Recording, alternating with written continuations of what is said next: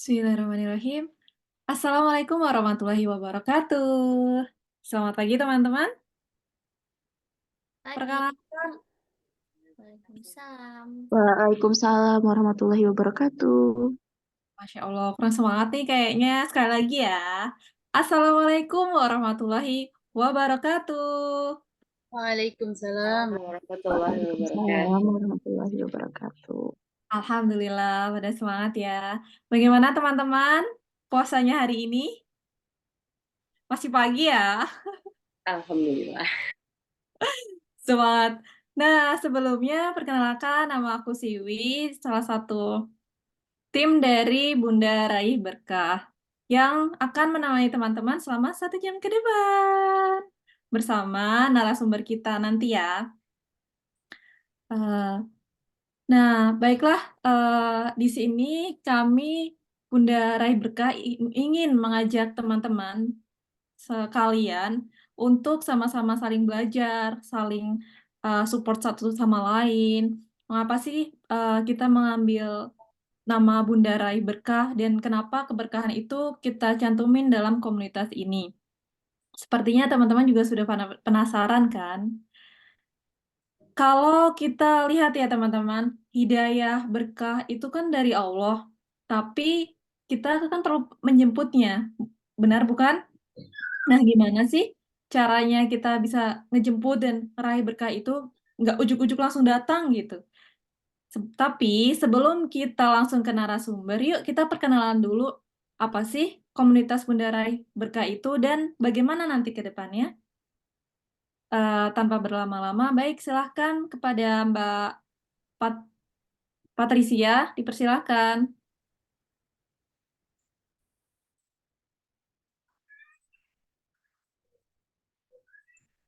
Ya, terima kasih Mbak Siwi. Assalamualaikum warahmatullahi wabarakatuh. Semuanya, apa kabar para ibu-ibu luar biasa? Masya Allah. Senang sekali pagi ini bisa berkumpul dan bertemu via Zoom.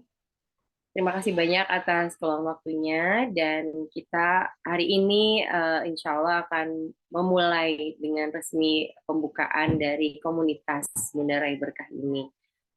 Jadi ya kita buka dulu yuk dengan doa. Bismillahirrahmanirrahim. Alhamdulillahirabbil alamin wa bihi nasta'in ala umuri dunya waddin wassalatu wassalamu ala asyrofil anbiya wal mursalin wa ala alihi wa sahbihi wa man sara ala najhi ila yaumiddin amma ba'd. Kepada ibu-ibu semua, terima kasih dan kita mulai dengan bersyukur kepada Allah Subhanahu wa taala atas segala nikmat dan karunia yang Allah telah berikan dan melimpahkan kepada kita sehingga kita bisa berkumpul di pagi ini untuk bertemu dan menuntut ilmu. Kita bisa belajar apa yang menentukan kebahagiaan kita di dunia maupun di akhirat. Sebagaimana yang disampaikan oleh Al-Imam Asy-Syafi'i rahimahullah, barang siapa yang menginginkan kebahagiaan di dunia, maka hendaknya dengan ilmu. Dan barang siapa yang menginginkan kebahagiaan akhirat, maka hendaknya dengan ilmu. Mari kita bersyukur atas kesempatan yang kita diberikan oleh Allah untuk kita berkumpul pada kesempatan kali ini. Selanjutnya, sholawat dan salam semoga senantiasa tercurahkan kepada junjungan kita Nabi Muhammad SAW beserta para keluarga sahabat dan orang-orang yang istiqomah berjalan di bawah naungan sunnah beliau hingga hari kiamat kelak. Dan kita harus terus berdoa untuk meminta ilmu yang bermanfaat, circle yang bermanfaat dan membawa kebaikan. Allahumma inni nas'aluka ilman nafi'an wa na'udzubika min ilmin la yanfa'. Ya Allah, kami meminta ilmu yang bermanfaat dan kami berlindung dari ilmu yang tidak bermanfaat. Mari kita perkuat syahadatain kita, iman kita, tauhid kita, dan komitmen kita dalam mengikuti Rasulullah SAW sebagai uswatun hasanah kita, sebagai Nabi dan Rasul kita. Baik, setelah doa, mari kita mulai pembukaan. Jadi kita berkenalan dulu. Selamat pagi semuanya, saya dengan Patricia Dita. Di sini saya di ya didaulat oleh teman-teman sebagai ketua komunitas. Jadi kita ada tim namanya Barakah Tim dan kita di sini bermaksud untuk memberikan wadah kepada para ibu-ibu sekalian, ya baik yang sudah jadi ibu ataupun yang belum jadi ibu, para muslimah yang membutuhkan komunitas yang positif dan lingkungan yang senantiasa mengingatkan akan kebaikan. Inilah ikhtiar kami untuk dipersembahkan kepada semuanya. Mari kita mulai slide-nya.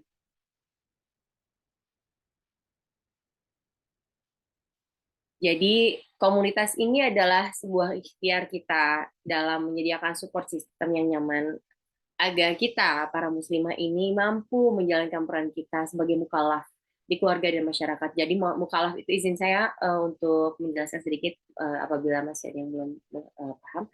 Mukallaf ini jadi kita itu tidak cukup hanya sebagai mukmin yang mengerti tentang apa tugas kita dan iman kita ini harus selalu senantiasa mentauhidkan Allah. Tapi kita harus paham sebagai bahwa kita ini di dunia ini adalah khalifah dan itu kita diciptakan Allah itu lengkap dengan paket hak dan tanggung jawab kita. Nah, inilah ketika kita mengerti apa hak kita dan kemudian apa tanggung jawab kita di dunia ini, maka itulah kita sebagai mukallaf, maka disitulah kita akan mengerti apa yang harus kita lakukan untuk menjaga bumi Allah ini dan untuk meraih ridho Allah. Next. Latar belakangnya pendirian komunitas ini adalah kita para ibu ini adalah madrasah pertama anak dan ayah adalah kepala sekolahnya. Dan ayah dan ibu ini adalah fondasi pendidikan terbaik untuk anak. Next. Namun sayang, banyak ibu yang tidak mampu melaksanakan fungsi pendidikan secara maksimal karena mengalami masalah yang sering tidak terdeteksi, tidak diakui oleh diri sendiri, ataupun ya ditolak, karena posisi ibu di masyarakat sering mendapatkan stereotip tertentu. Dan yang utama yaitu ibu haruslah memiliki superpower dan serba bisa dan tidak boleh ada minusnya. Dan komunitas ini kita bikin untuk siapa? Ya, semua muslimah Indonesia yang berdomisili di dalam dan luar negeri, dan para ibu yang memiliki anak usia 0 sampai 12 tahun, ataupun juga calon ibu, ataupun muslimah single. Dan syaratnya selanjutnya adalah bersemangat, ini yang utama sih, bersemangat memperbaiki diri dan keimanan. Dan kemudian ada para muslimah yang membutuhkan support dan lingkungan baik, tanpa adanya penghakiman, dan membutuhkan wawasan tambahan yang berkualitas, serta teman yang selalu mengingatkan dalam kebaikan dan semangat meraih ridha Allah. Kemudian juga muslimah single usia balik yang sedang berikhtiar belajar ilmu rumah tangga dan keluarga sebagai persiapan menjalankan perannya sebagai istri dan ibu, insya Allah. Next.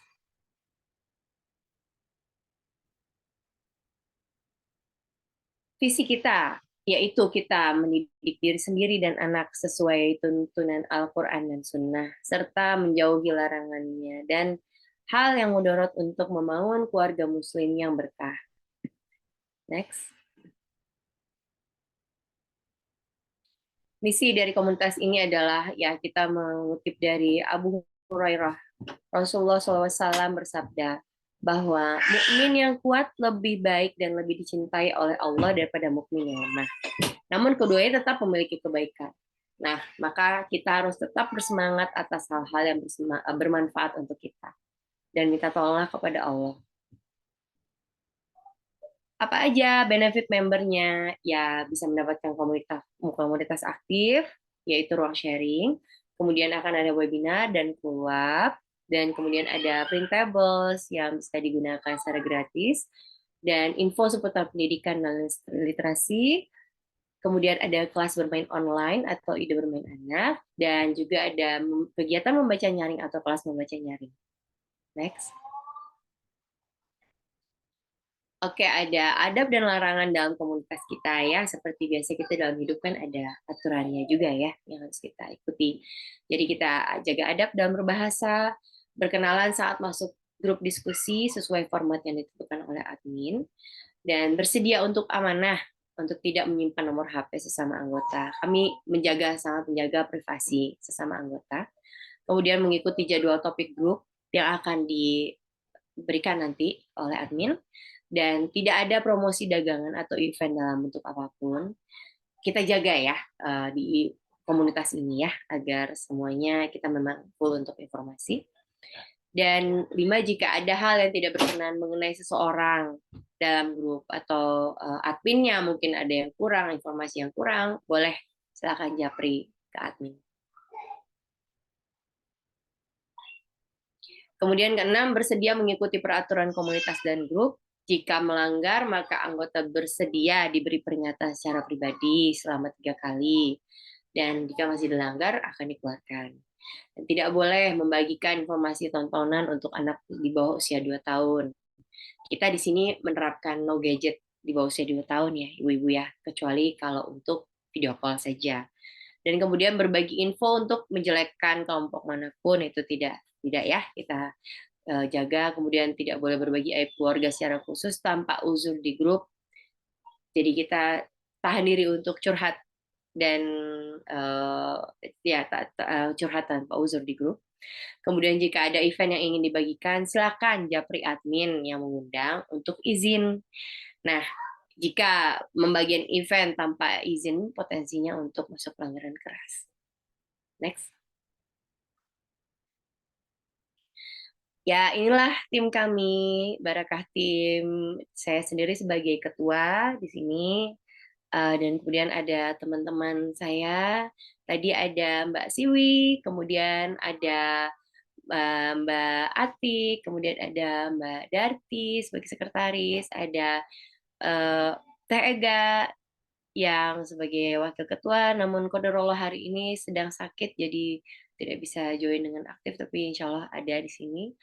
Kemudian kita juga ada Mbak Indah, dan ada Mbak Ica, Mbak Farica, dan ada Mbak Asrid, ada Mbak Fitriani, dan Mbak Azani. Kami ada bersepuluh. Ini semua adalah admin yang akan membersamai teman-teman semua di komunitas. Next.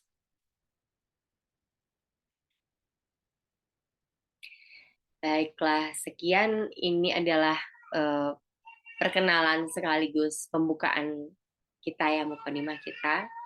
Alhamdulillah dengan begini komunitas Bunda Raih Berkah resmi dibuka. Yeay, alhamdulillah. Baik.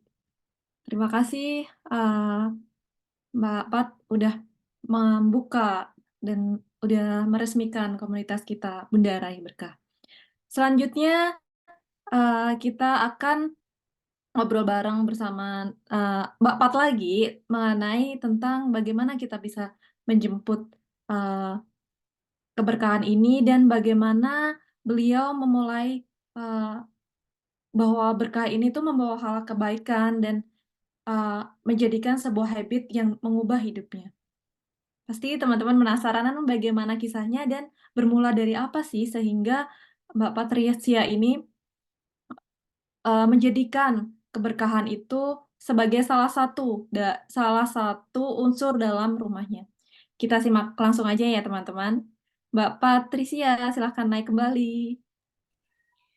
Alhamdulillah baik, terima kasih Mbak Siwi atas pengantarnya. Ya, ketemu lagi dengan saya teman-teman. Kita hari ini akan memulai webinar paginya ya, kita masuk materinya. Jadi ya sebelum kita memulai berkegiatan di komunitas ini, ada baiknya kita belajar pertama ya, saling.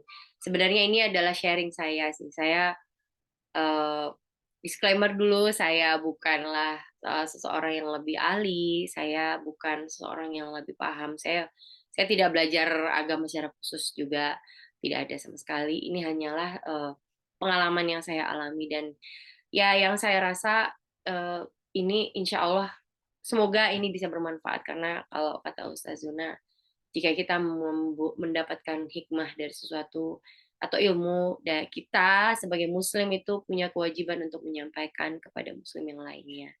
Jadi even semaju step apapun kita, ya kita harus sharing, dan inilah ikhtiar saya untuk menjalankan kewajiban saya. kita mulai habit pagi ibu untuk jemput keberkahan pagi. Bismillahirrahmanirrahim. Ya, para ibu, pernahkah kamu merasa lelah? Lelah fisik karena mengurus rumah, suami, anak, atau capek mental karena merasa waktu kok kayaknya nggak pernah cukup ya. Semuanya kayaknya nggak beres-beres. Terus kemudian capek juga kok kayaknya nggak pernah ngerasa ada waktu untuk diri sendiri. Ya, tapi kamu nggak sendirian. Banyak kok yang mengalami. Dan alhamdulillah Islam itu ada solusinya. Alhamdulillah kita sebagai muslim diberikan petunjuk yang sangat lengkap ya. Dan termasuk ini panduan tentang bagaimana menjalani hidup dengan penuh keberkahan dalam mengatur waktu dan mengurus rumah tangga bagi kita. Next. Ya, ini sedikit cerita background supaya sesuai dengan konteks. Jadi saya itu dulu itu sering mengalami ya stres, kemudian cemas berlebihan, overthinking, terus kemudian sering juga merasa ragu dengan diri sendiri apakah saya mampu dalam banyak hal, termasuk hal-hal simpel gitu ketika mendidik anak atau dengan suami gitu kan, apakah saya mampu untuk membersamai suami atau bagaimana melayani suami dengan maksimal, terus kemudian ibadah juga tidak terasa nikmatnya. Kemudian yang paling terasa itu adalah saya itu kayaknya banyak banget to-do list yang kok nggak habis-habis gitu ya. Terus kayak waktu udah keburu malam, terus jadinya itu gampang banget tertrigger anak ribut sedikit, wah langsung ini bawaannya tuh kayak ini kenapa gitu kan. Tapi ya waktu itu saya merasa gimana ya, ini bukan salah mereka, saya tahu ini bukanlah salah mereka, dan ya dari situlah saya sering memulai perjalanan dengan bertanya ke diri sendiri, what's wrong with me gitu. Ya, next. Ya, dulu sebenarnya saya itu sering banget baca-baca, cari-cari tahu info lah tentang produktivitas, baca buku, terus kemudian cari video, konten, nonton gitu kan. Cuma masalahnya itu ternyata tuh banyak yang dari barat ya gitu. Nah, kemudian tapi dia satu persatu informasi itu terkumpulkan gitu kan.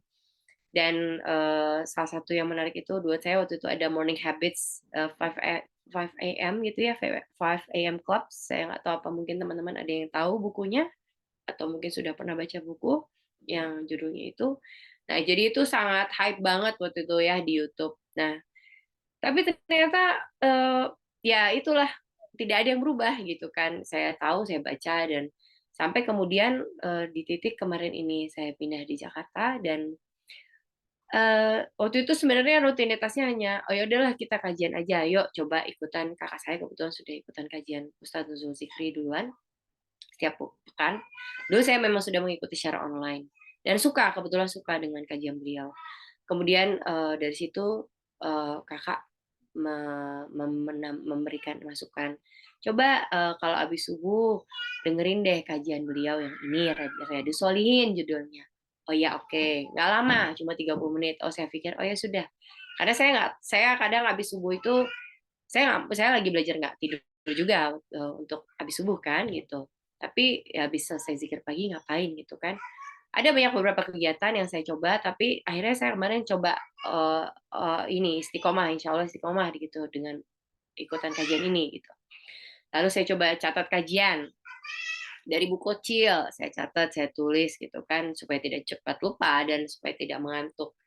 Kemudian saya dari situ menambah kegiatan pagi. Jadi dari situ saya terinspirasi. Waktu itu kakak saya datang, beliau baca Al-Quran, terus kemudian sholat duha. Jadi ada rutinitasnya yang menurut saya waktu itu, saya coba aja. Saya waktu itu udah beberapa kali coba sholat duha, baca Al-Quran, tapi tidak dengan waktu yang rutin pasti. Nah, kemudian saya cobalah rutinitasnya dari situ ke Riyadhus Shalihin, Al-Quran, duha. Next.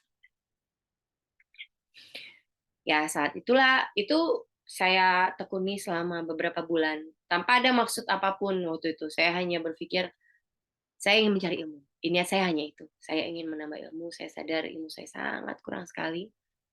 Dan ya udah, saya cari ilmu aja. Next. Lalu terjadilah momen itu. Ternyata saya merasakan ada hal yang berbeda.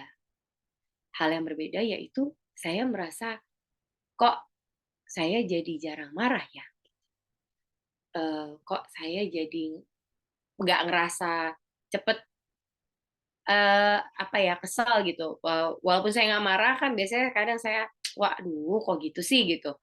Nah, itu saya mulai merasakan kok saya berkurang. Terus saya juga merasa ada ketenangan dalam hati saya, kayak saya merasa, ya udah nggak apa-apa kalau ada yang nggak selesai, ya udah nggak apa-apa. Ada sesuatu dalam hati yang mengatakan it's all good, nggak apa-apa.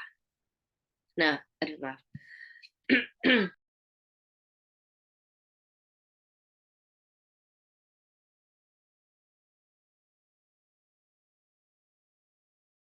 Mohon maaf, saya lagi agak batuk.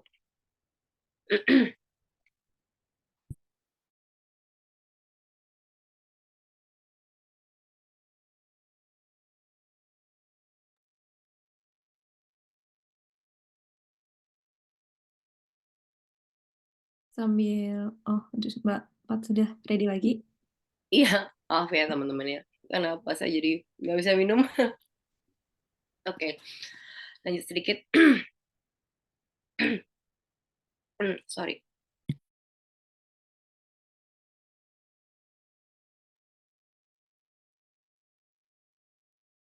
Baik, sambil menunggu Mbak Pat melanjutkan sharingnya nanti, teman-teman kalau misalkan ada pertanyaan, silakan tuliskan di chat kolom komentar atau nanti langsung raise hand ya. Dari cerita Mbak Pat tadi kayaknya udah kita hampir semuanya mengalami ya, rasa lelah, terus capek, apalagi di sini kan ada teman-teman yang uh, tinggalnya nggak di Indonesia gitu, yang mana kalau dipikir-pikir ya di Indonesia itu serba memudahkan gitu, GoFood ada, terus misalkan kita capek beberes rumah juga minta tolong dan panggil orang juga bisa. Sedangkan buat teman-teman yang di luar negeri, itu hal-hal seperti GoFood, seperti uh, pokoknya yang bisa didelegasikan itu tuh sangat minim ya teman-teman. Nggak jauh-jauh, itu contohnya aku yang saat ini tinggal di Tallinn, Estonia, yang bersebelahan dengan Finlandia. Wah, Mbak Pat sudah sudah hadir. Bagaimana Mbak Pat? Alhamdulillah, sudah. Nah, oke. Iya, Nah, maaf, afwan ya. iya, nggak apa-apa Mbak Pat. Iya, makasih Mbak Siwi. Ya, Nah, saya izin lanjut lagi ya sedikit ya. Lalu mm-mm. kemudian, ya ternyata ya dari beberapa kejadian itu, kalau nggak salah setelah sekitar 4 bulan sampai 6 bulan ya, saya rutinitasnya. Lalu saya ketemulah rumus. Suatu hari saya melihat video dari Sahih Fikih, itu ternyata target kita itu hanya 3 dalam keseharian muslim itu. Bahwa itu yang sering kita baca juga ternyata di zikir pagi. Allahumma inni as'aluka ilman nafi'an wa rizqan thayyiban wa amalan mutaqabbalan. Ya Allah, semuanya aku mohon kepadamu ilmu yang bermanfaat, rezeki yang halal, dan amal yang diterima. Next. Udah 3 itu aja ternyata teman-teman. Target kita itu sebenarnya. Nggak muluk-muluk, nggak yang harus apa-apa, enggak. Kita tuh cuma perlu meminta sama Allah ilmu yang bermanfaat, karena dengan ilmu yang bermanfaat di pagi hari itu, insya Allah kita bisa mengetahui apa yang harus kita lakukan. Kita bisa mengetahui mana rezeki yang halal, mana yang baik, kemudian amalan mana yang solih. Aduh,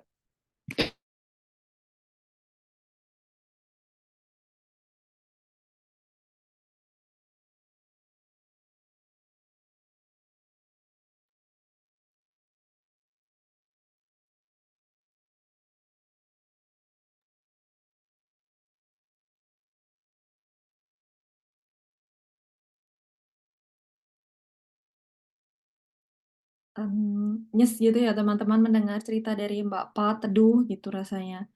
Dari kegundahan yang dirasakan, terus dari sana Mbak Pat mengevaluasi diri sebenarnya apa sih yang salah kok eh, hidupku seperti ini, hidupku rasanya emosi nggak stabil dan lain sebagainya hingga tercetus. Mbak Pat mulai dengan hal-hal simpel kecil yang mulanya nggak berekspektasi yang gimana-gimana, tapi dengan mengikat semuanya pada Allah, perlahan juga Allah memberikan efek yang positif pada Mbak Patricia. Penasaran dengan selanjutnya bagaimana kisahnya, kita tunggu Mbak Pat ya. Dan semoga Mbak Pat lekas pulih batuk-batuknya. Teman-teman juga yang sedang sakit, semoga uh, diangkat penyakitnya dan diberikan kesehatan. Nggak di Indonesia, nggak di luar negeri, cuacanya sepertinya sedang tidak mendukung ya teman-teman. Karena di sini pun juga pancaroba.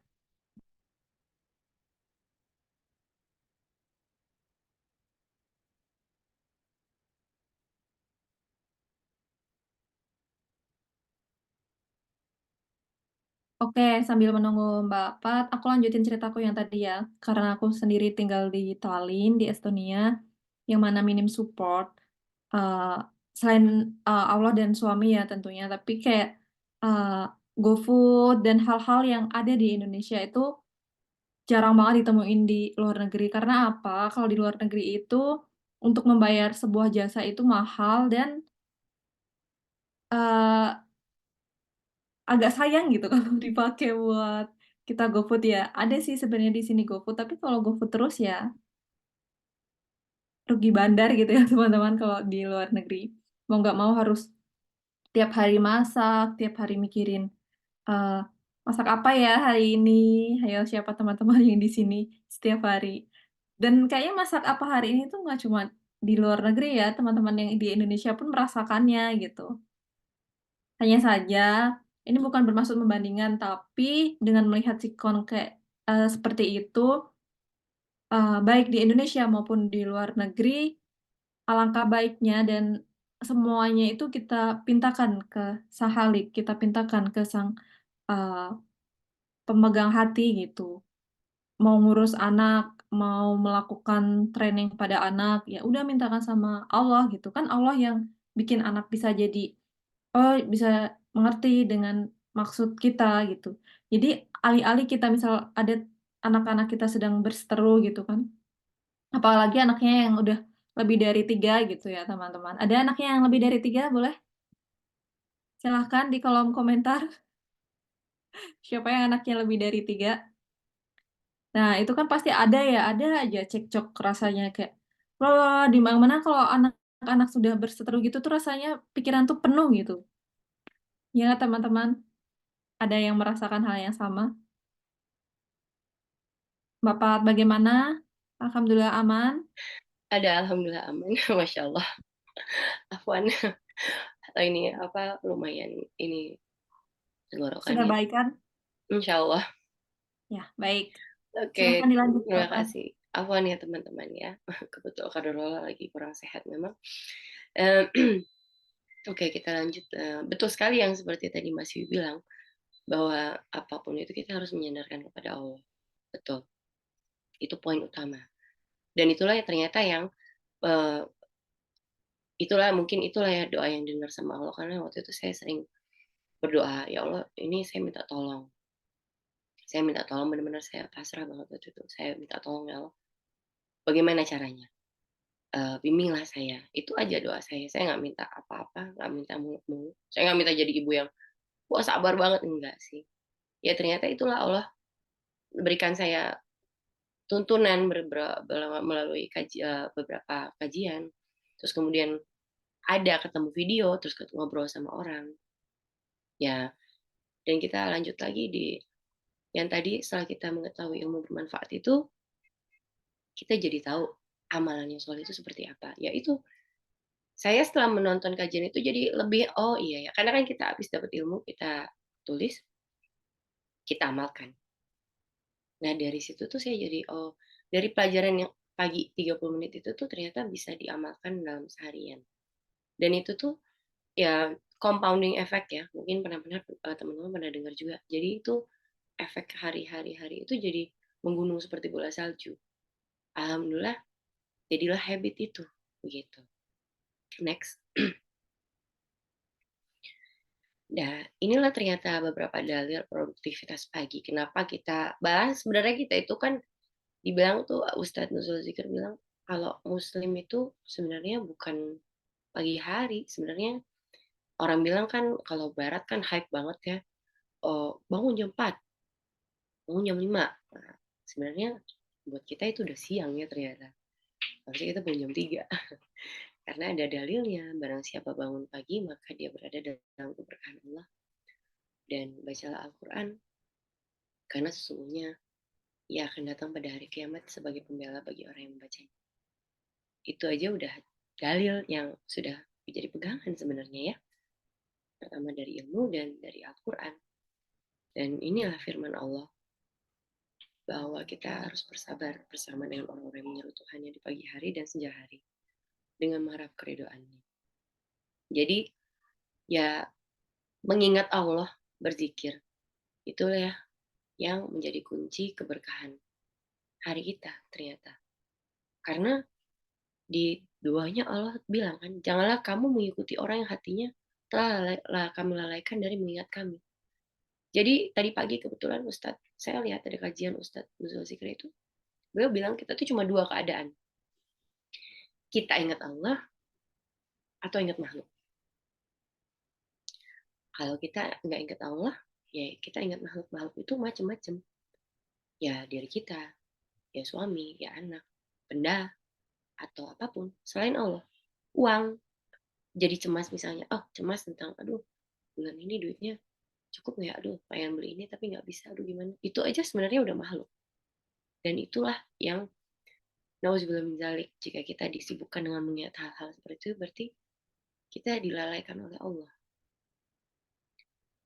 Next. Nah, saya belajar tentang konsep keberkahan ini dari kajian Riyadhus Shalihin ini, dan saya sangat saya kayak bisa dibilang mungkin sekarang kayak sangat sangat menganjurkan ke siapapun, bagi teman-teman yang sedang ingin belajar ini, belajar Riyadhus Shalihin. Itu ternyata saya pun juga baru tahu, ternyata itu kitab yang terbaik, salah satu kitab terbaik, nomor 2 setelah Al-Quran, dan dibaca oleh banyak muslim. Mungkin teman-teman juga ternyata ada kitabnya di rumah, ya mari dikaji lagi.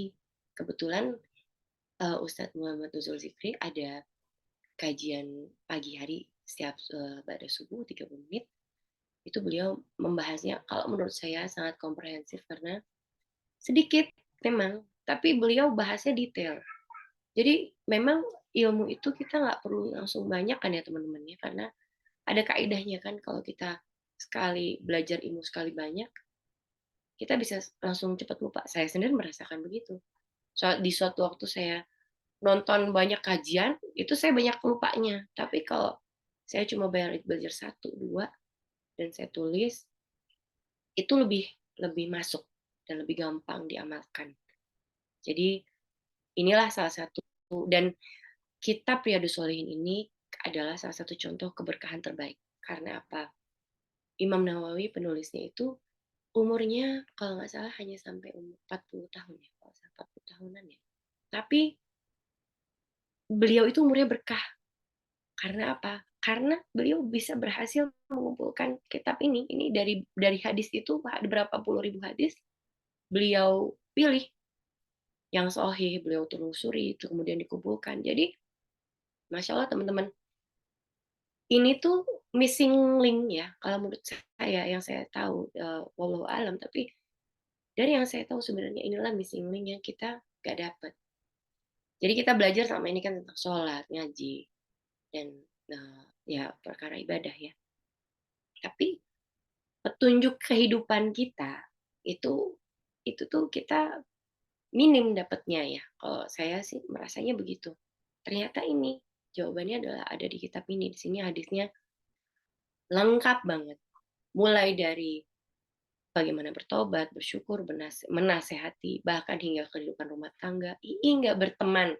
Ini dari kajian ini pun juga saya jadi terinspirasi untuk mencoba mencari bagaimana caranya saya mengumpulkan teman-teman yang baik.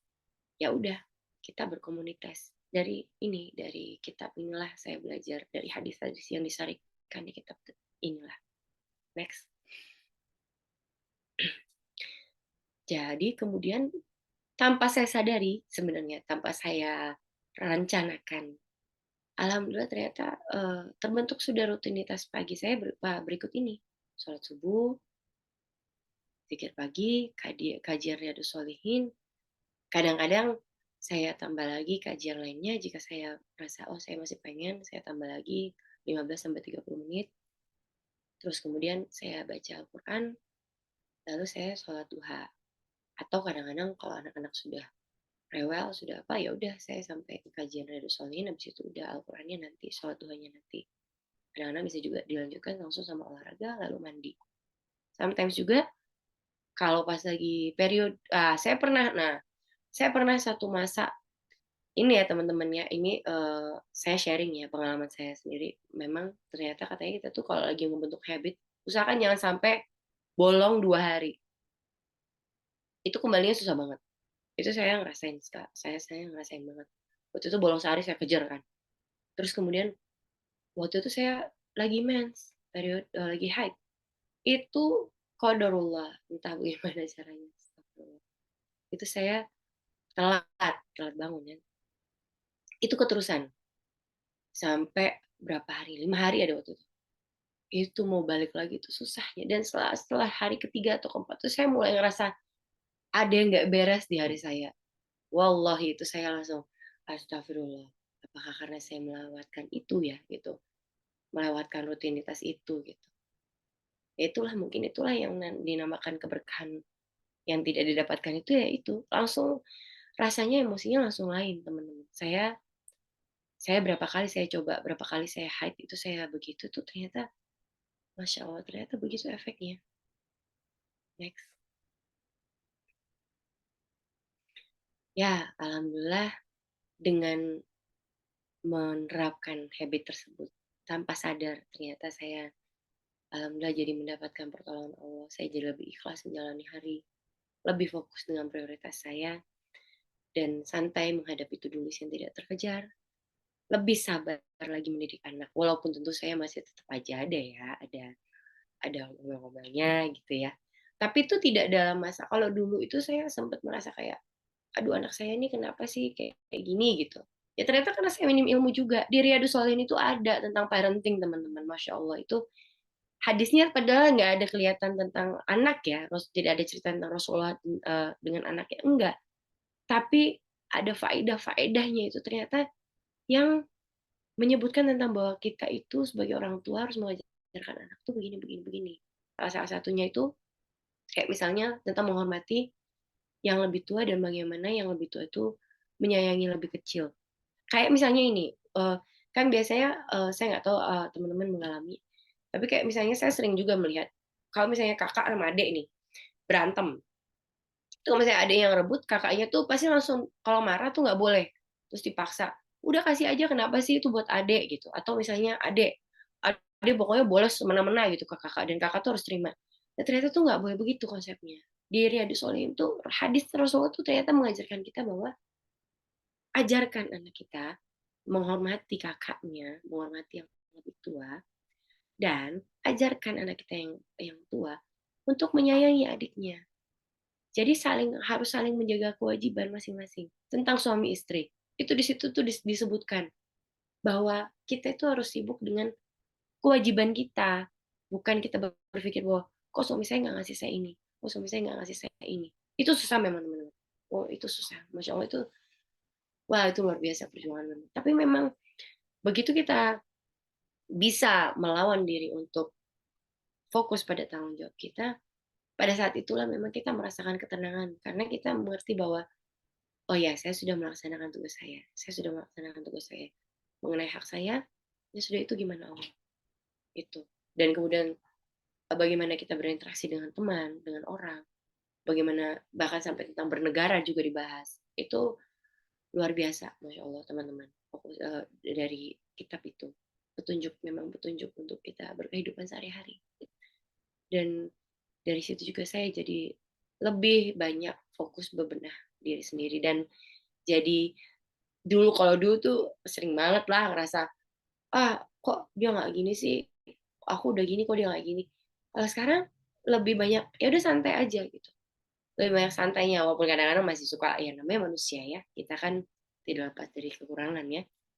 Tapi ketika menyadari itu, saya mungkin ya itulah pertolongan Allah tuh, ketika saya jatuh dan saya merasa, ih suami kok gini-gini, itu tuh saya kayak dicolek sama Allah, inget ranahmu tuh bukan itu tuh kayak, oh ya, maaf ya, itu ya walaupun saya ada juga, saya juga ngomong-ngomong sama suami tentu ya gitu kan, tapi kayak eh, beda banget teman-teman. Kalau dulu saya berantem sama suami tuh bisa benar-benar egonya naik gitu. Terus kalau sekarang tuh komunikasinya tuh jadi lebih asertif. Saya merasa kayak saya lebih bisa menyampaikan dengan ini loh, maksudku tuh begini gitu. Terus mengingatkan tuh kayak nggak yang ngomong-ngomel kayak wah gini-gini, enggak, tapi kayak lebih ini loh, kan kita kan nikah mau sesurga sama-sama gitu ya, walaupun sambil ngomel-ngomel juga ekspresinya, tapi kalimatnya tuh lebih tertata gitu. Masya Allah, itu yang saya rasakan, dan itu saya mengalami itu beberapa kali, makanya saya sangat ingin berbagi ini ke teman-teman supaya siapa tahu teman-teman mendapatkan manfaatnya. Ya, next. Nah, bagaimana tips untuk memulainya? Pertama, kita minta tolong sama Allah, berdoa, adukan masalah kita, adukan seburuk apapun, jangan curhat ke siapa-siapa, tapi curhat sama Allah. Dan nggak ada satupun daya yang bisa menolong kita selain taufik dan hidayah dari Allah. Itu beneran. Karena pertolongannya akan kita rasakan tanpa kita ketahui. Ya kayak saya, ya pertolongan Allah itu dari kakak saya, datang suami saya tiba-tiba apa, membuat apa, melakukan apa, ngasih tahu saya apa. Saya nonton kajian, tiba-tiba nonton video, dikasih ini. Terus kemudian saya di kajian ketemu sama teman yang bagaimana, terus kemudian tahu topik kajiannya bagaimana, gitu. Terus lakukan perlahan-lahan, ya step by step aja gitu. Terapkan hukum 2 menit. Jadi ketika kita mau mulai suatu habit itu, ya nggak usah berat-berat dulu. Kayak misalnya kita mau olahraga, ya udah nggak usah yang gimana-gimana dulu, siapin aja misalnya sepatunya dulu, atau paling nggak bajunya yang kelihatan sama kita, oh di situ. Terus kalau nggak, misalnya kayaknya males nih, mau olahraga 10 menit tuh males, ya udah nggak apa-apa, mulai dari 2 menit, stretching, ya udah itu aja udah memulai gitu kan. Yang penting kita memulai. Itu ada di bukunya Atomic Habits, itu juga bagus untuk dibaca. Terus kemudian ajak keluarga. Ini yang saya rasain, saya ngajakin suami saya untuk ke kajian. Ya memang pertama kali suami saya yang ngajakin saya kan, terus kemudian untuk Riyadhus Shalihin itu saya pertama-tama saya ini bilang sama suami saya ajakin, cobain yuk nonton ya. Kadang-kadang suami nemenin, kadang-kadang kalau pas dia udah ngantuk banget, pas lagi capek karena kerja, ya udah nggak apa-apa, tapi dia duduk sebelah saya gitu. Habis itu saya diskusi. Itulah gunanya kita ajak orang itu, karena kita bisa mendiskusikan. Jadi dengan itu tuh ilmu bisa lebih nempel. Terus kayak ada yang ngingetin, kalau kadang-kadang kalau saya lagi miss itu suami tuh suka, tuh loh kemarin kajian tuh loh, oh iya gitu, jadi gitu. Terus jadi itu jadi aktivitas, dan anak-anak itu jadi, nah anak-anak tuh jadi tahu gitu, oh saya pagi-pagi tuh belajar ustadz sama ustadz gitu. Anak-anak saya tuh kalau lihat saya nonton, wah ustadz, terus mau nyatet mereka gitu. Terus kalau lihat saya olahraga juga, yang kecil juga mau gitu. Ya dia pendidikan juga teman-teman ya buat anak kita. Terus pertemanan yang baik itu harus ada. Kita harus punya pertemanan yang baik. Kan ada hadis Rasulullah itu ya, yang bahwa berteman itu, kalau kita berteman dengan penjual parfum, kita akan kena wanginya. Kita berteman dengan orang baik, minimal, walaupun misalnya kita nggak dapat ilmunya, tapi minimal kita bisa mendapatkan vibes kebaikannya dia. Dia orang yang mengerti ilmu itu, dia akan berbuat baik, dia akan mengerti adab. Minimal itu aja. Apalagi kalau misalnya dia bisa mengingatkan kita lebih jauh, lebih baik lagi, Masya Allah, itu rezeki. Dan itu penting karena apa? Kalau misalnya kita berteman dengan lingkungan yang tidak baik, teman-teman, ketika kita melakukan kesalahan, kita akan cenderung, ya udah nggak apa-apa sih, ya udah nggak apa-apa, dan akan selalu begitu terus gitu. ya udah nggak apa-apa, gue juga nggak bisa, gue juga. Nah itu kan berbeda ya kalau kita misalnya dengan teman yang bersemangat untuk mencari kebaikan. Oke, nggak apa-apa, jatuh, besok coba lagi, ayo coba lagi, coba lagi. Itu beda kan ya teman-temannya. Nah seperti itulah berteman dengan penjual parfum, kita dapat wanginya. Dengan peniup pandai besi, kita hanya mendapatkan terbakarnya baju kita. Begitu kurang lebih redaksinya hadis Rasulullah SAW. Kemudian yang pasti kita harus bersabar dan ikhlas. Proses itu butuh waktu. Nah, saya pribadi sih waktu itu kenapa saya bisa menjalaninya dengan santai juga karena memang waktu itu tujuan saya memang hanya murni menuntut ilmu. Ya itulah niat menuntut ilmu itulah yang akhirnya membuat saya bisa mengalami kejadian-kejadian hikmah-hikmah tersebut. Nah, jika memang sekarang teman-teman punya intensi khusus, niatan khusus, oke saya mau mulai ini, bersabarlah dan ikhlaslah, karena semuanya itu butuh waktu. Saya sendiri mengakui saya prosesnya itu dari sejak saya pindah Jakarta itu 2023 Maret ya. Itu saya proses kajian rutin itu dari situ, terus berlanjut dan benar-benar fokus terus-terusan itu dari sekitar 4 bulanan sampai 6 bulanan lalu. Itu baru berasanya awal-awal tahun ini. Gitu. Next. Ya, begitulah teman-teman. Jadi keberkahan waktu itu ternyata itu berbeda ya bagi setiap orang. Tapi intinya adalah ketika Allah menginginkan keberkahan untuk kita, salah satu contoh yang Ustadz Zulfikri sebutkan itu, pekerjaan yang biasanya kita kerjakan 2 jam tuh bisa jadi 1 jam cepat selesai. Gitu. Atau misalnya hal-hal yang kayaknya kok susah, tiba-tiba akan ada pertolongan dari Allah. Atau misalnya, kok kayaknya kita sulit banget nih mau melakukan sesuatu biasanya, tapi jadi mudah buat kita lakukan. Dan kayaknya waktu kita tuh, oh bisa selesai semua. Nah, itulah yang namanya keberkahan waktu. Jazakallahu khairan teman-teman atas kesediaannya mendengarkan sharing saya pagi ini. Barakallahu fikum. Semoga teman-teman dan saya sendiri kita selalu senantiasa ditolong oleh Allah, diberikan taufik dan hidayah untuk selalu bisa menjadi lebih baik lagi dan bertemu dengan orang-orang yang bisa membawa kita ke kebaikan. Assalamualaikum warahmatullahi wabarakatuh. Silakan Mbak Siwi. Waalaikumsalam warahmatullahi wabarakatuh. Terima kasih Mbak Fat sharing-sharingnya. Masya Allah ya, merecharge lagi energi positif kita ya teman-teman. Itulah salah satu gunanya kita punya circle positif ya. Seperti yang Mbak Fat tadi bilang bahwa pertemanan yang baik itu yang kayak kita butuh loh pertemanan yang baik yang mana selalu mengingatkan kita akan kebaikan, selalu support kita, nggak ngehakimin, kok lu gini sih, kok lu kayak gitu sih, bukan kayak gitu ya. Jadi satu sharing aja tuh bisa kemana-mana dan itu tuh membuat kita semakin positif lagi ya. Oke, eh, bagaimana teman-teman? Adakah yang se punya pengalaman yang sama kayak Mbak Pat? Boleh ya teman-teman yang aku izin reminder mau yang bagi teman-teman yang ingin bertanya, silahkan tanya di kolom komentar atau raise hand langsung, oke? Eh, ini juga yang aku juga izin menambahkan ya Mbak Pati ya.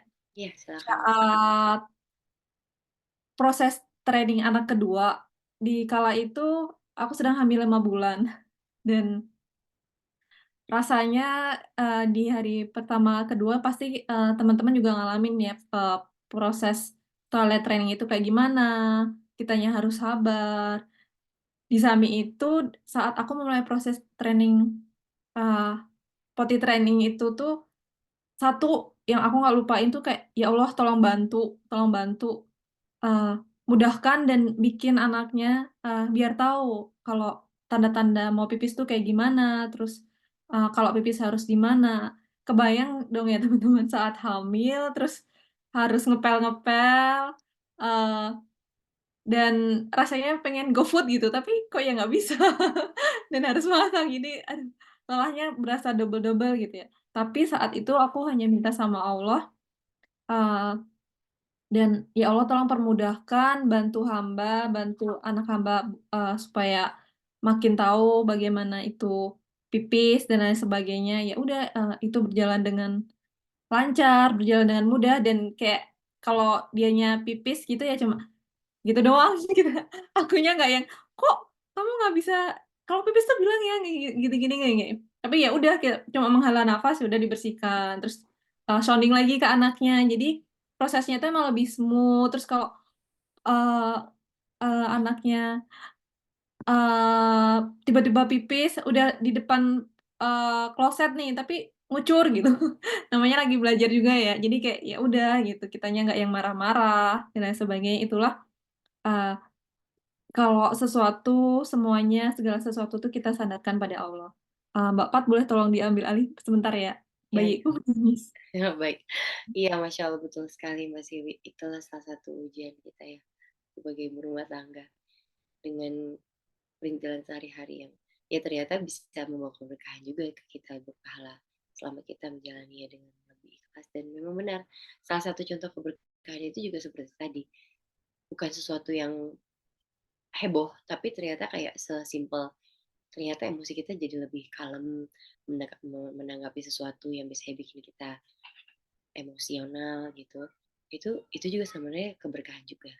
Nah, untuk teman-teman yang mungkin ada yang mau bertanya atau mungkin ada yang mau sharing juga, silakan kita eh, membuka kesempatan untuk siapapun. Nah, ini kebetulan ada pertanyaan nih kayaknya dari teman kita, Mbak Siwi. Oh, baik, boleh. Eh, Ini ya, ada saya langsung aku bacain kali ya. Ini ada di boleh. jadi Mbak Ica teman kita dari Barakat Tim ini bertanya, di rutinitas pagi ada kajian Riyadhus Shalihin. Maksudnya Mbak Pet baca bukunya sendiri atau melihat kajian di YouTube atau langsung dari Ustadz Nurul Zikri. Jadi kalau untuk kajian harian itu aku nonton live. Memang Ustadz Nurul Zikri kalau ya kajian Mbak Subuh itu live aja di YouTube teman-teman. Di channelnya beliau. Itu 30 menit aja pada subuh. Nah itulah kajian Riyadhus Shalihin. Eh, aku kebetulan di masjid di apartemen ini ada bukunya, jadi aku sambil baca bukunya. Tapi kalaupun nggak punya bukunya, teman-teman tinggal catat aja. Dan kalau nggak salah ada aplikasinya juga di handphone, itu bisa di-download. Di situ ada hadis-hadisnya, jadi ada bab-babnya itu bisa teman-teman baca. Jadi mengikuti, jadi setiap hari Ustadz akan mengingatkan kita dibaca di hadis ini bab segini. Ini dia hikmah-hikmahnya.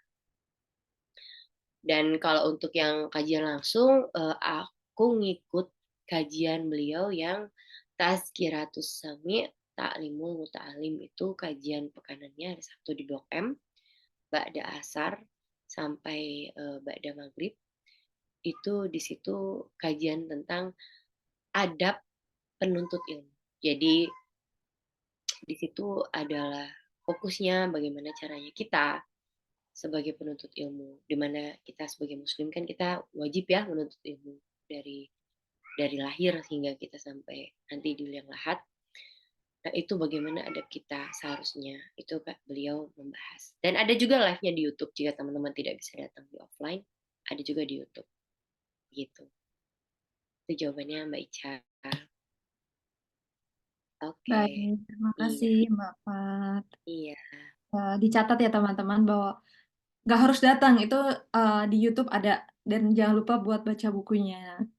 Iya, Eh, dan oh ya, tambahan lagi Mbak, sorry, ada tambahan lagi. Jadi gini, saya dapat nasihat juga dari beliau.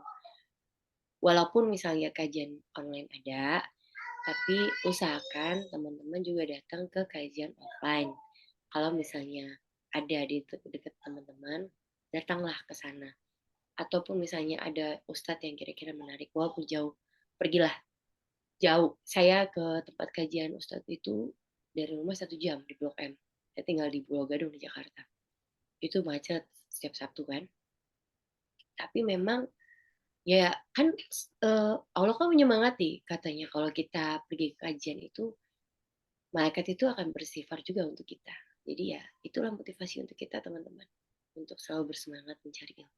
Ya teman-teman tentu di sini banyak yang lebih paham ya Ya ini di sini saya izin untuk saling mengingatkan, untuk mengingatkan diri saya sendiri dulu, dan semoga bermanfaat untuk teman-teman juga. Masya Allah. Terima kasih Mbak Pat. Bener banget yang eh, Mbak Pat bilang tadi. Kalau ada kesempatan buat datang, datanglah. Karena emang beda ya Mbak, sebeda itu gitu. Vibes-nya saat kita online kan, kalau online kita sendiri, terus di depan laptop rasanya, oh ada temen ya, kok gue kayak gini, terus dan sebagainya. Dan ketika kita sendiri, itu tuh ngerasa eh, up and down, tapi seringnya tuh down gitu, ngerasa kayak, masa gue belajar sendiri sih dan lain sebagainya, pokoknya banyak excuse-nya lah ya. Tapi ketika kita datang rame-rame, oh ternyata banyak ya yang rame, yang datang tuh rame, dan ternyata banyak teman yang ingin berproses juga. Jadi semangat kita tuh juga akan terjaga, uh, komitmen kita juga akan semakin meningkat, seperti itu ya teman-teman. Ada satu yang aku highlight dari sharingnya Mbak Pat tadi, bahwa proses itu tuh kita nikmati prosesnya itu pelan aja gitu. Karena Mbak Pat juga berproses kurang lebih setahun kan ya. Setahun dan baru merasakan efeknya, baru merasakan bagaimana sih habit yang kita bentuk itu menjadi hal yang positif untuk kita. Jadi buat teman-teman yang sedang menjalani salah satu habit yang baik, jangan putus asa, jangan patah semangat, lakukan perlahan tanpa uh, kita sampai ke tujuannya, goalnya dulu. Jadi kita nikmatin aja prosesnya. Pokoknya segala sesuatu itu kita nikmatin prosesnya. Begitu pula dengan kita mendidik anak ya, karena mendidik anak kan proses yang panjang, dan ketika anak-anak kita masih bayi, masih balita, itu ngerasa kayak kapan ini akan selesai, kapan ini akan selesai ya. Tapi perlu teman-teman juga harus perlu tahu bahwa ketika anak itu udah bisa sendiri, semua serba sendiri, ya Allah kok anak aku sudah besar banget ya, maksudnya 4 tahun yang udah bisa ngapa-ngapain gitu. Perasaan kemarin baru, apa-apa mami, apa-apa mami, itu yang aku rasain sih di anak aku yang Sama. di mall itu apa, dia udah bisa pipis sendiri gitu, eee, ke toilet sendiri, terus, cebok sendiri, rasanya kok, hah, kemarin tuh baru baru rasanya tuh baru aku ke mana-mana tuh selalu aku temenin gitu, mau pipis aja harus selalu dibantuin, pakai baju dibantuin gitu. Jadi Jadi ya, melo ya. ya bener, jadi emang proses itu tuh harus dinikmati dinikmati dan dijalani. Nah Mbak Pat, aku ada pertanyaan nih Mbak Pat, dari Mbak Pat berproses itu kira-kira yang paling Mbak sadari, perubahan apa sih yang paling Mbak sadari gitu? Dari hal yang tadi kan emang udah disebutin ya, tapi Iya, hal yang paling mencolok untuk pertama kali ketika Mbak Pat mengalami perubahan itu? highlight dari habit ya, hikmah habit yang aku rasain ini adalah hmm, aku mengalami perubahan dalam memandang anak-anak. Jadi kayak eh, kayak mungkin Allah memberikan aku pemahaman bahwa kenapa anakku bersikap sesuatu yang nggak bisa dimengerti sama orang dewasa. Sesimpel kayak kenapa kayak harusnya dia nggak usah nangis, kenapa dia nangis. Kalau dulu aku suka, ini kenapa gitu kan, suka emosi juga gitu kan. Sekarang aku jadi lebih merasa, oh ya udah nggak apa-apa. Terus bahkan kayak berantem, bukan berantem juga sebenarnya, anak yang pertama sama anak kedua suka ada rebutan apa gitu. Ya sekarang udah nggak terlalu emosi juga gitu. Jadi kayak ya udah santai aja. Seperti yang tadi Mbak Siwi bilang bahwa yang biasanya menanggapi anak toilet training agak-agak sedikit emosional, ya sekarang jadi ya udah lebih santai ya. Itulah emosinya berasa lebih santai dan jadi lebih lebih ini aku juga merasa orientasi aku tuh jadi sekarang lebih fokus ya udah bagaimana caranya untuk kebaikan anak ini. Kalau dulu lebih banyak menanggapi dengan ego ya gitu. Kalau aku rasanya gitu. Jadi kayak kalau misalnya anak aku nih dulu om misalnya dia bilang oh, nggak mau banyak nggak maunya gitu. Dulu aku ngerasa egoku yang terserang gitu. Karena aku masih belum tahu gitu. Ternyata lama-lama kesini jadi ya Allah pahamin aja. Padahal aku nggak ada niatan untuk belajar parenting khusus waktu itu, nggak ada juga, nggak baca buku khusus, enggak. Ya tapi kayak Allah tuh mungkin menanamkan itu gitu bahwa ya dia bukan bukan menentang otoritasku sebagai orang tua, sebagai ibu, enggak, dia bukan melawan aku, tapi memang itulah tahapan yang harus dia lalui, dan itulah tugasku untuk membimbing dia gitu. Dan kayak aku juga merasa lebih berdamai dengan permasalahan inner child yang aku alami itu. Jadi kayak lebih ngerti bagaimana mengatasinya, responnya. Walaupun tentu masih adalah masa-masa bolong-bolongnya juga, tapi lebih banyaknya ya udah lebih paham sekarang dan lebih ikhlas gitu. Begitu Mbak Sini. Masya Allah, terima kasih ya Mbak Pat. Benar sih kita saat mendampingi anak, pasti ada aja hal yang men-trigger dan rasanya tuh capek banget, beneran deh serius. Anak yang saat kita lengah dikit, kita nggak terpaut dengan Allah, kita nggak minta bantuan Allah, anak berisik dikit aja tuh rasanya tuh kayak kita terganggu banget, dan kita tuh nggak sadar gitu. Sadar nggak sih kita tuh dulu juga seperti itu loh. Bahkan mungkin kita dulu sangat bikin orang tua kita ya, orang tua kita itu lebih emosi dan lain sebagainya ya teman-teman. Karena menurut aku juga menjadi orang tua itu belajar sepanjang hayat sih. Nggak sampai anak kita eee, ketika udah dewasa, ketika udah bisa kuliah sendiri dan lain sebagainya, udah kita lepas aja begitu saja. Karena kita di sini kan juga yang punya anak laki-laki, kita didik bagaimana sih menjadi qawam yang baik, bagaimana sih kita memperlakukan mertua dan ibu kita sendiri gitu. Yang punya anak perempuan juga bagaimana sih kita nanti mendidik anak agar bisa berdamai dengan mertua gitu kan sekarang banyak banget ya kasus-kasus dan lain sebagainya, bentrok dengan mertua dan lain sebagainya, bahwa rasa terus ada cemburu gitu kok suami suami gue ke emaknya terus sih gitu. Jadi jangan sampai ada hal-hal yang timbul seperti itu ya teman-teman. Oke, eee, Mbak Pat, ini, ada pertanyaan lagi. Dari habit ini kan Mbak Pat tadi juga mengajak anak serta suami ya. Kalau untuk anak, apa sih Mbak yang Mbak terapkan pada anak? Habit-nya kayak gimana gitu? Uh, Mungkin olahraganya kah atau lain sebagainya kah? Halo, gimana Mbak? Barusan putus di aku, gimana? Sorry. Habit yang Mbak terapkan Hmm. pada anak, kan tadi ada poin yang Mbak bilang bahwa ayo kita ajak keluarga buat melakukan hal yang kebaikan gitu.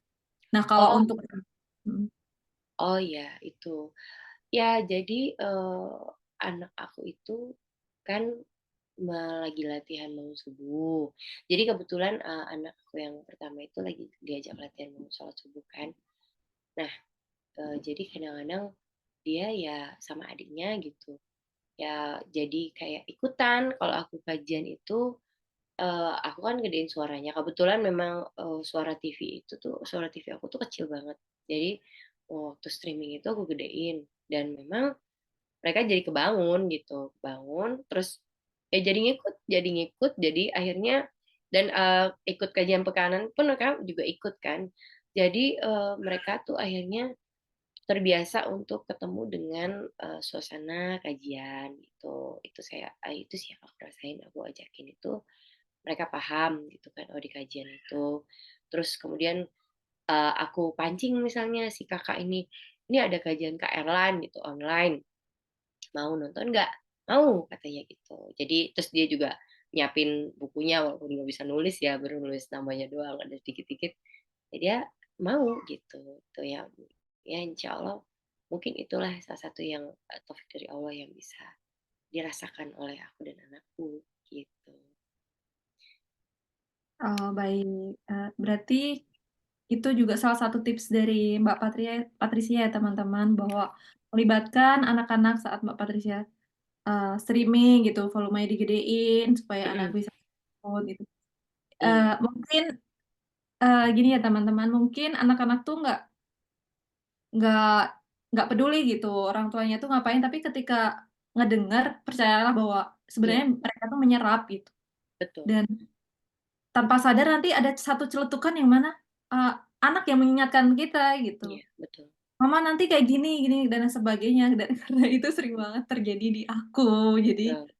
eee, kita sama-sama belajar, kita menjadi orang tua tuh bukan karena kita yang paling tahu gitu, Iya. tapi dari anak pun kita belajar semuanya loh, gitu. Itu juga salah satu bentuk pertolongan Allah loh Mbak Sawi. Melalui anak kalau ngingetin. Nah, iya betul. Ini ada pertanyaan lagi ya nih kayaknya nih Mbak Sawi. Ya di Q&A. Kita jawab ya. Ada masuk Kak? Di aku ada masuk nih. Oh, boleh Mbak Pat, Oke. silakan. Dari Mbak Hanum ya, Mbak Hanum Juwita, Masya Allah. Halo Mbak Hanum, Alhamdulillah bisa bergabung. Kebetulan Mbak Hanum ini dari aku yang undang. Bismillah Mbak, sabar aku setipis tisu. Bagaimana cara agar nggak gampang cepet marah sama anak-anak? Ya, kalau aku dulu Mbak, ya izin menanggapi ya, Bismillah. Kalau aku dulu itu, dulu menyadari ada yang salah dengan apa yang aku rasain. Jadi aku waktu itu mulainya dengan bertanya saat aku marah sama anak aku bertanya, emang dia salah yang ngelakuin itu? Gitu. Terus aku jawab sendiri, ya sebenarnya nggak juga gitu. Karena dia kan masih kecil. Karena betul habis itu aku habis nonton kajian parenting ya, sama baca buku juga. Ya memang usia 0 sampai 7 tahun itu kan logika mereka belum jalan ya. Nah, jadi disitulah juga pentingnya kita ngerti ilmu bahwa anak itu ada tahapannya kan ya. Nah, ketika 0 sampai 7 tahun ya memang lo otak mereka itu, limbiknya itu ya belum sempurna. Nah, jadi ya kita nggak perlu nanggapin dengan emosi juga sebenarnya gitu. Nah, kalau kita nanggapin dengan emosi, berarti ada sesuatu yang tertrigger di dalam kita. Nah, itulah yang aku rasakan waktu itu. Tolong ditutup sayangnya. Makasih. Jadi ada sesuatu yang tertrigger. Nah, ternyata dari situlah pertanyaan itu, dari pertanyaan itulah akhirnya muncul jawabannya bahwa ternyata oh ada unfinished business ibaratnya gitu. Iya. Ada unfinished business yang aku perlu selesaikan. Nah, itulah awal mulanya perjalanannya. Jadi bertanyalah ke diri sendiri dulu. Gak enak memang. Ada masa gak enaknya. Karena menyadari bahwa oh ternyata saya itu nggak se-happy yang saya tahu. Hidup saya nggak baik-baik aja. Begitu. Terima kasih Mbak Pat. Bagaimana Mbak Hanum mau menanggapi lagi? Apakah sudah cukup? Baik. Ini juga sih Mbak Pat yang aku dan suami selalu saling ngingetin gitu ya, bahwa kita kehadiran anak tuh karena kita yang minta kan, anak tidak diminta buat dilahirkan dari rahim dan orang tua siapa, tapi kita yang meminta Allah, ya Allah tolong amanahkan anak. Ya sudah, berarti kita harus sadar bahwa oh ya anak tuh pasti ada challenging-nya sih. Akan ada hal-hal yang membuat kita marah pasti dan lain sebagainya. Kita kan juga manusia ya, apalagi ibu gitu kan. Yang kadang pikiran tuh cepet banget ya rasanya tuh kalau ada aja. Uh, dan kadang juga terkadang iman kita juga sedang berada di bawah gitu dan lain sebagainya. Ya sudah kita terima, kita sadari bahwa oke, aku akan memperbaikinya. Oke, aku akan sama-sama saling cari tahu apa sih masalahnya, bagaimana sih solusinya, seperti itu ya. Mungkin satu pertanyaan lagi teman-teman, ada yang mau ditanyakan?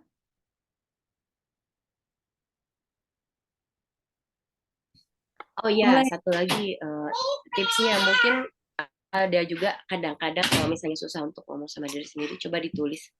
Kadang-kadang tuh ada juga kan yang tipe suka nulis ya. Nah tulis pertanyaan nih, saya nih kenapa itu. Itu biasanya bakal muncul sih jawabannya sendiri.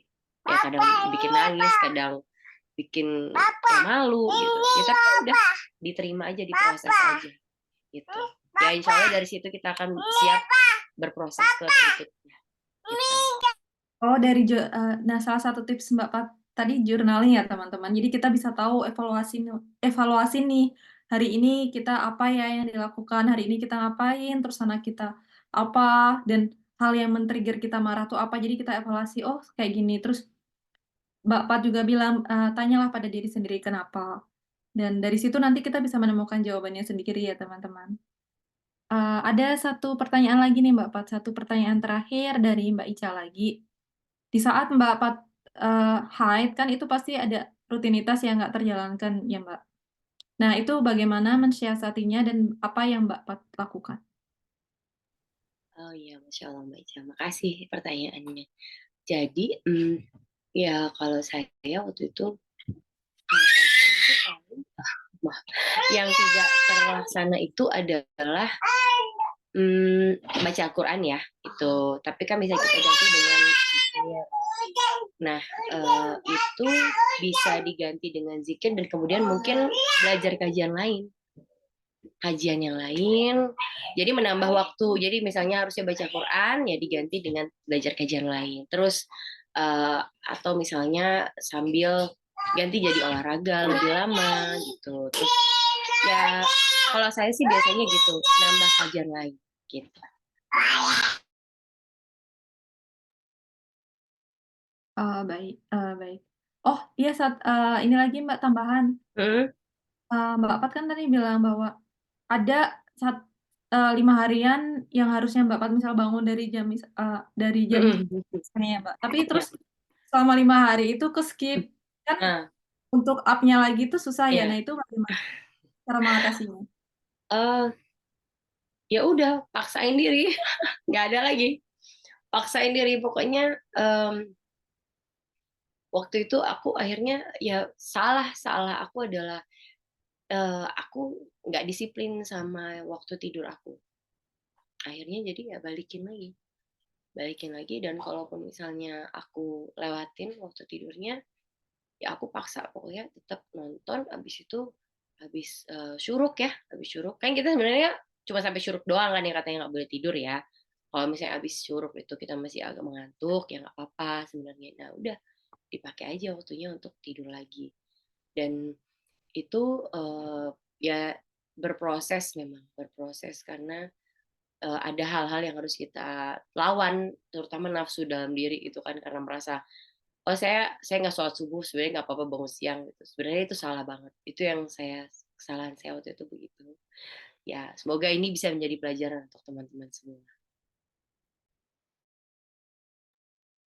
Baik, terima kasih Mbak Pat. Berhubung waktu juga sudah hampir 1 jam kita ya di sini Mbak Pat. Jadi kita mau mengakhiri, tapi sebelumnya Mbak Patricia ada yang mau disampaikan pada teman-teman juga baik ibu maupun calon ibu. Ya, Silakan. baik Mbak Siwi. Ya, terima kasih banyak teman-teman yang telah menyimak. Jazakallahu khairan. Yang satu pesan saya adalah kita itu tidak dinilai Allah berdasarkan hasil kita. Itu yang jadi penyemangat saya juga. Semoga ini bisa jadi penyemangat teman-teman. Kita dinilai Allah dari niat kita, dari ikhtiar kita. Semoga kita bisa melawan diri untuk bisa terus meluruskan niat, dan semoga kita bisa terus diingatkan, dan Allah selalu menolong kita untuk selalu mengingatnya dan bisa istiqomah di jalan perbaikan diri. Begitu teman-teman, jangan menyerah. Kalau jatuh nggak apa-apa, bangun lagi. Insya Allah nanti di community kita akan ada sharing-sharing juga. Ya udah, nanti sharing-sharing aja di situ. Gitu teman-teman. Oh, ada satu lagi, nanti akan ada freebies untuk teman-teman yang hadir hari ini. Nanti bisa di WhatsApp ke pengundangnya ya, yang mengundang ke acara hari ini. Nanti teman-teman akan dimintakan email, daftarkan email dan nama, nanti freebiesnya akan dikirimkan dari email. Di situ akan saya kasih berupa checklist habit, menciptakan habit baru ini. Dan nanti akan kita bahas di grup khusus untuk teman-teman yang hadir di webinar pagi. Begitu. Jazakallahu khairan, barakallahu fikum. Semua yang baik dari Allah, yang salah-salah dari saya. Silakan Mbak Siwi. Baik, terima kasih Mbak Patricia. Izin menurunkan Mbak Pat ya. Waalaikumsalam warahmatullahi wabarakatuh. Mbak Patricia, terima kasih ya sharing-sharingnya pagi hari ini. Menambah semangat banget terutama buat aku, dan pengingat bahwa berproseslah selagi itu baik dan nikmati proses itu, jangan lengah. kalaupun jatuh ya udah kata Mbak Patricia tadi bangkit lagi perlahan-lahan nggak apa-apa ya. Eh, buat kenapa sih kita harus menjemput berkah itu? Emang nggak bisa keberkahan itu datang dengan sendirinya? Nggak bisa ya, karena aku jadi ingat di surat Al-Muzammil ya ayat 19, barang siapa yang menghendaki jalan yang lurus, niscaya Allah akan berikan. Nah, itu tuh ada di ayat 19. Yang mana buat mendapatkan jalan yang lurus itu nggak serta-merta ujuk-ujuk kita dapatkan dari Allah, tapi emang harus kita jemput gitu. Dan Mbak Pat juga bilang bahwa tadi di awal, mintalah segala sesuatu sama Allah, maka taufik dan hidayahnya akan diberikan. Di slide yang terakhir tadi Mbak Pat memberikan tips seperti itu, dan memang betul bahwa segala sesuatu harus kita sandarkan sama Allah, kita harus minta sama Allah, minta yang baik-baik, dan semoga dengan adanya komunitas ini bisa berdampak kebaikan untuk tim juga buat ibu-ibu semua ya, bahwa di sini kita sama-sama saling belajar, di sini kita sama-sama saling berproses, di sini juga kita saling sama-sama memberikan support gitu ya. Terlebih untuk kami-kami yang tinggal di luar negeri, yang mana nggak bisa kayak teman-teman yang ada di Indonesia gitu. Misalkan pengen kumpul bareng, yuk kita kumpul di mana gitu. Sedangkan kalau di sini kan kayak kalau mau kumpul itu juga yang lain tinggal di mana, dan orang Indonesianya tuh nggak sebanyak yang ada di Indonesia ya. Kayak yang tempat aku tinggal sekarang tuh jumlah total orang Indonesia itu hanya 100-an aja gitu.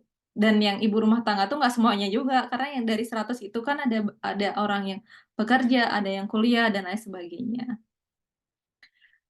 Mungkin sedikit tambahan dari aku buat teman-teman yang tinggal di luar negeri ya, bagaimana sih kita mengajak anak untuk mengikuti habit kita. Yang pertama juga seperti Mbak Pat bilang tadi, libatkan, terus coba deh sound azannya di HP itu dinyalain gitu. Jadi biar anak tuh tahu bahwa oh ini waktunya subuh, oh ini waktunya sholat zuhur, dan lain sebagainya. Kalau di Estonia sendiri kan ketika summer, eee, maghrib tuh jam 11 malam ya teman-teman. Jadi ya sudah, anak-anak tidur tuh ketika langit tuh masih terang benderang gitu, dan itu selalu ditanyain sama anak aku, "Mami kenapa kita tidur? Kan masih siang, masih sore, langitnya belum gelap," kayak gitu. Terus, eee, dan jadwal sholatnya pun kan berubah-berubah ya. Jadi nggak menetap, ya udah kita libatin, terus, eee, misalkan dia minta sesuatu, kita bilang, "Oh ya kita minta sama Allah ya." Terus minta sama Allah juga supaya kita bisa mudik ke Indonesia, menengok keluarga yang ada di Indonesia, gitu. Itu salah satu tips dari aku sih. Sekian, sharing dan launching komunitas hari ini. Yang baiknya dari Allah, apabila selama dalam menemani teman-teman dan Mbak Patricia, aku ada kesalahan, mohon dimaafkan. Sampai jumpa di sharing session berikutnya, dan wassalamualaikum warahmatullahi wabarakatuh. Kita mau foto dulu sebentar. Bisa Oh, wabarakatuh. boleh boleh, Mbak. Kita foto dulu ya sebentar ya teman-teman ya.